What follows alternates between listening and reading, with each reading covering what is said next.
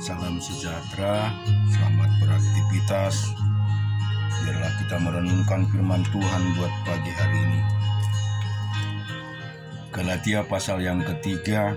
Hai orang-orang Galatia yang bodoh, siapakah yang telah mempesona kamu? Bukankah Yesus Kristus yang disalibkan itu telah dilukiskan dengan terang di depanmu? Hanya ini yang hendak ku ketahui daripada kamu. Adakah kamu telah menerima Roh karena melakukan hukum Taurat atau karena percaya kepada pemberitaan Injil? Apakah kamu sebodoh itu? Kamu telah mulai dengan Roh. Maukah kamu sekarang mengakhiri di dalam daging? Sia-siakah semua yang telah kamu alami sebanyak itu? Masakah sia-sia? Jadi bagaimana sekarang? Apakah Ia yang menganugerahkan Roh kepada kamu dengan berlimpah-limpah dan yang melakukan mukjizat di antara kamu berbuat demikian karena kamu melakukan hukum Taurat atau karena kamu percaya kepada pemberitaan Injil? Secara itu juga Abraham percaya kepada Allah, maka Allah memperhitungkan hal itu kepadanya sebagai kebenaran.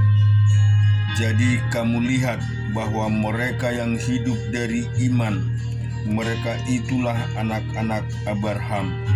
Dan kitab suci yang sebelumnya mengetahui bahwa Allah membenarkan orang-orang bukan Yahudi oleh karena iman, telah terlebih dahulu memberitakan Injil kepada Abraham. Oleh segala bangsa akan diberkati. Jadi mereka yang hidup dari iman, merekalah yang diberkati oleh sama-sama dengan Abraham yang menerima beriman itu, karena semua orang yang hidup dari pekerjaan hukum Taurat berada di bawah kutuk, sebab ada tertulis, terkutuklah orang yang tidak setia melakukan segala sesuatu yang tertulis dalam kitab hukum Taurat, dan bahwa tidak ada orang yang dibenarkan di hadapan Allah karena melakukan hukum Taurat. Adalah jelas karena orang yang benar akan hidup karena iman. Tetapi dasar hukum Taurat bukanlah iman, melainkan siapa yang melakukannya akan hidup karenanya. Kristus telah menebus kita dari kutuk hukum Taurat dengan jalan menjadi kutuk karena kita, sebab ada tertulis, terkutuklah orang yang digantungkan pada kayu salib. Yesus Kristus telah membuat ini supaya di dalam Dia berkat Abraham sampai kepada bangsa-bangsa lain, sehingga oleh iman kita menerima Roh yang telah dijanjikan itu. Hukum. Saudara-saudara, baiklah pergunakan suatu contoh dari hidup sehari-hari, suatu wasiat yang telah disahkan, sekalipun ia dari manusia, tidak dapat dibatalkan atau ditambahi oleh seorang pun. Adapun kepada Abraham diucapkan segala janji itu, dan kepada keturunannya telah dikatakan kepada keturunan-keturunannya, seolah-olah dimaksud banyak orang, tetapi hanya satu orang, dan karena keturunannya, yaitu Kristus. Maksudnya ialah janji yang sebelumnya telah disahkan oleh Allah tidak dapat dibatalkan oleh hukum Taurat yang baru terbit 430 tahun kemudian, sehingga janji itu hilang kekuatannya. Sebab jika apa yang tidak ditentukan Allah berasal dari hukum Taurat. Ia tidak berasal dari janji, tetapi justru oleh janjilah Allah telah menganugerahkan kasih karunia kepada Abraham. Kalau demikian, apakah maksudnya hukum Taurat? Ia ditambahkan oleh karena pelanggaran-pelanggaran sampai datang keturunan yang dimaksud oleh janji itu, dan ia disampaikan dengan perantaraan malaikat-malaikat ke dalam tangan seorang pengantara. Seorang yang pengantara bukan hanya mewakili satu orang saja, sedangkan Allah adalah satu. Kalau demikian, bertentangankah hukum Taurat dengan janji-janji Allah? Sekali-kali tidak, sebab andai kata hukum Taurat diberikan sebagai sesuatu yang dapat menghidupkan, maka memang kebenaran berasal dari hukum Taurat. Tetapi kitab suci telah mengurung segala sesuatu di bawah kekuasaan dosa, supaya karena iman dalam Yesus Kristus, janji itu diberikan kepada mereka yang percaya. Sebab iman itu datang, kita berada di bawah pengawasan hukum Taurat dan dikurung sampai iman itu telah dinyatakan. Jadi hukum Taurat adalah penuntun bagi kita sampai Kristus datang, supaya kita dibenarkan karena iman. Sekarang iman itu telah datang, karena itu kita tidak berada lagi di bawah pengawasan penuntun. Sebab kamu semua adalah anak-anak Allah karena iman di dalam Yesus Kristus. Karena kamu semua yang dibaptis dalam Kristus telah mengenakan Kristus. Dalam hal ini tidak ada orang Yahudi atau orang Yunani, tidak ada hamba atau orang merdeka, tidak ada laki-laki atau perempuan, karena kamu semua adalah satu di dalam Kristus Yesus. Dan jikalau kamu adalah milik Kristus, maka kamu juga adalah keturunan Abraham dan berhak mendapat janji Allah.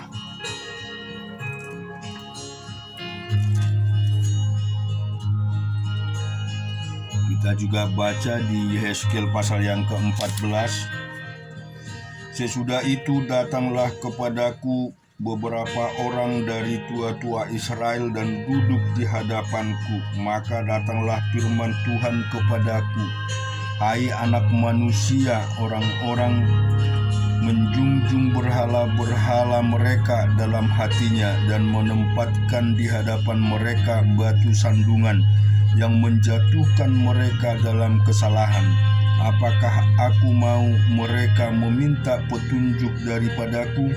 Oleh sebab itu berbicaralah kepada mereka dan katakan, beginilah firman Tuhan Allah, setiap orang dari kaum Israel yang junjung berhala-berhala dalam hatinya dan menempatkannya di hadapannya batu sandungan yang menjatuhkan ke dalam kesalahan, lalu datang menemui Nabi, aku Tuhan sendiri akan menjawab dia oleh karena berhala-berhalanya yang banyak itu, supaya aku memikat hati kaum Israel yang seluruhnya sudah menyimpang daripadaku dengan mengikut segala berhala-berhala mereka. Oleh karena itu katakanlah kepada kaum Israel, beginilah firman Tuhan Allah, bertobatlah dan berpalinglah dari berhala-berhalamu dan palingkanlah mukamu dari segala perbuatan-perbuatanmu yang keji. Karena setiap orang baik dari kaum Israel maupun dari orang orang asing yang tinggal di tengah-tengah Israel yang menyimpang daripadaku dan menjunjung berhala-berhalanya dalam hatinya dan menempatkan di hadapannya batu sandungan yang menjatuhkannya ke dalam kesalahan, lalu datang menemui nabi untuk meminta petunjuk daripadaku baginya. Aku Tuhan sendiri akan menjawab dia. Aku sendiri akan menentang orang itu dan aku akan membuat dia menjadi lambang dan kiasan dan melenyapkan dari tengah-tengah umatku. Dan aku akan mengetahui bahwa akulah Tuhan. Jikalau nabi itu membiarkan dirinya tergoda dengan mengatakan suatu ucapan, aku Tuhan yang menggoda nabi itu, maka aku akan mengacungkan tanganku ke lawan dia dan memunahkan dari tengah-tengah umatku Israel. Mereka akan menanggung kesalahannya sendiri, baik yang meminta petunjuk maupun nabi, supaya kaum Israel jangan lagi sesat daripadaku dan jangan lagi menajiskan dirinya dengan segala pelanggaran-pelanggaran. Dengan demikian mereka akan menjadi umatku dan aku akan menjadi Allah mereka. Demikian firman Tuhan Allah. Kemudian datanglah firman Tuhan kepadaku, hai anak manusia, kalau sesuatu negeri berdosa kepadaku dengan berubah setia dan aku mengacungkan tanganku melawannya dengan memusnahkan persediaan makanannya dan mendatangkan kelaparan atasnya dan melenyapkan dari negeri itu manusia dan binatang, biarpun di tengah-tengahnya berada ketiga orang ini, yakni Nuh, Daniel, dan Ayub, mereka akan menyelamatkan hanya nyawa sendiri karena kebenaran mereka. Demikian firman Tuhan Allah. Atau jikalau aku membuat binatang buas berkeliaran di negeri itu, yang memunahkan penduduknya, sehingga negeri itu menjadi sunyi sepi dan tidak seorang pun berani melintasinya karena binatang buas itu. Dan biarpun di tengah-tengahnya berada ketiga orang tadi, demikian aku yang hidup, demikian firman Tuhan Allah, mereka tidak akan menyelamatkan baik anak-anak laki-laki maupun anak-anak perempuan, hanya mereka sendiri akan diselamatkan, tetapi negeri itu akan menjadi sunyi sepi. Atau jikalau aku membawa pedang atas negeri itu dan aku berfirman, hai pedang, jelajahilah negeri itu, dan aku melenyapkan dari negeri itu manusia dan binatang, dan biarpun di tengah-tengahnya berada ketiga orang tadi, demikian aku yang hidup, demikian firman Tuhan Allah, mereka tidak akan menyelamatkan baik anak-anak lelaki maupun anak-anak perempuan, tetapi hanya mereka sendiri akan diselamatkan. Atau jikalau aku mendatangkan sampar atau negeri itu, dan aku mencurahkan amarahku ke atasnya, sehingga darah mengalir dengan melenyapkan dan negeri itu manusia dan binatang. Dan biarpun Nuh, Daniel, dan Ayub berada di tengah-tengahnya, demikian aku yang hidup, demikianlah firman Tuhan Allah, mereka tidak akan menyelamatkan baiklah anak laki-laki maupun anak perempuan, melainkan mereka akan menyelamatkan hanya nyawanya sendiri karena kebenaran mereka. Ya, beginilah firman Tuhan Allah, jauh lebih dari itu kalau aku mendatangkan keempat hukumanku yang berat-berat, yaitu pedang kelaparan, binatang buas dan sampar atas Yerusalem, atau melenyapkan daripadanya manusia dan binatang, tetapi sungguh akan tertinggal di sana orang yang terluput, yang menggiring keluar anak-anak lelaki dan perempuan. Lihat, mereka akan datang kepadamu, dan kamu akan melihat tingkah laku mereka, dan kamu akan merasa terhibur tentang malapetaka yang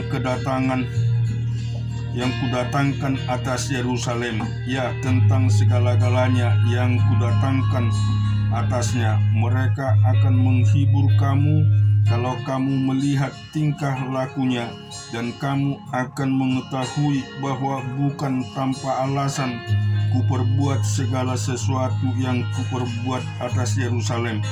Demikian firman Tuhan. Kita juga membaca ratapan di pasal yang ketiga ayat 31.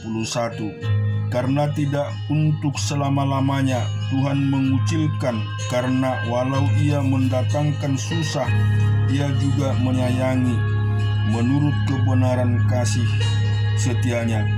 Karena tidak dengan rela hati ia menindas dan merisaukan anak-anak manusia, kalau dipijak-pijak dengan kaki tawanan-tawanan di dunia, kalau hak orang dibelokkan di hadapan Yang Maha Tinggi, atau orang diperlakukan tidak adil dalam perkaranya, masakah Tuhan tidak melihatnya?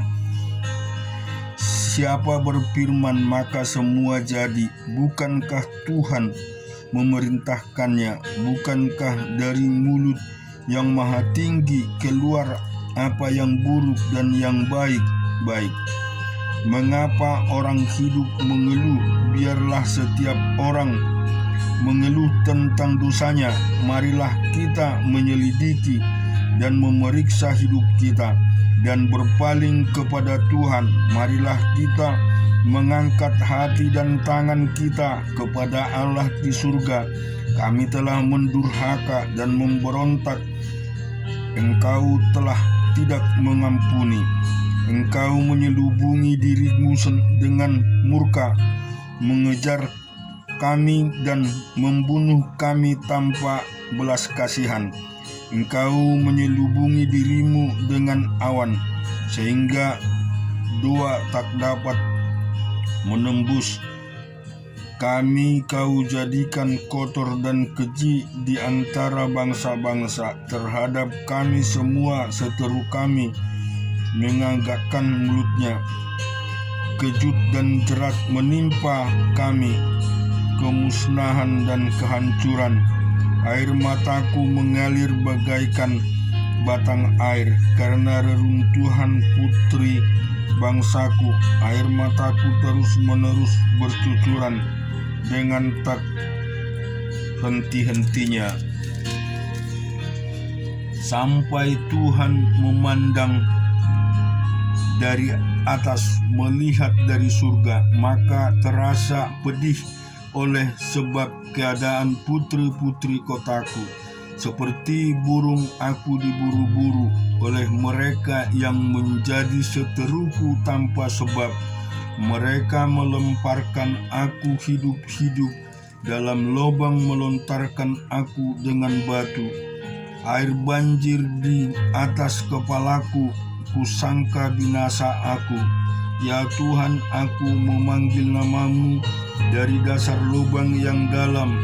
Engkau mendengar suara, janganlah kau tutupi telingamu terhadap kesahku dan teriak tolongku. Engkau dekat kala daku memanggil kamu, Engkau berfirman, jangan takut, ya Tuhan. Engkau telah memperjuangkan perkaraku, Engkau telah menyelamatkan hidupku, Engkau telah melihat ketidakadilan terhadap aku, ya Tuhan. Berikanlah keadilan. Engkau telah melihat segala dendam mereka, segala rancangan mereka terhadap aku. Engkau telah mendengar cercaan mereka, ya Tuhan, segala rancangan mereka terhadap aku, percakapan orang-orang yang melawan aku, dan merencana mereka terhadap aku sepanjang hari. Amatilah duduk bangun mereka, aku menjadi lagu ejekan mereka. Engkau akan mengandalkan pembalasan terhadap mereka, ya Tuhan, menurut perbuatan tangan mereka. Engkau akan mengeraskan hati mereka, kiranya kutuk-Mu menimpa mereka. Engkau akan mengejar mereka dengan murka dan memunahkan mereka dari bawah langit, ya Tuhan. Kita juga akan baca di Yesaya 2 Samuel 22 ayat 28 sampai habis. Bangsa yang tertindas Engkau selamanya,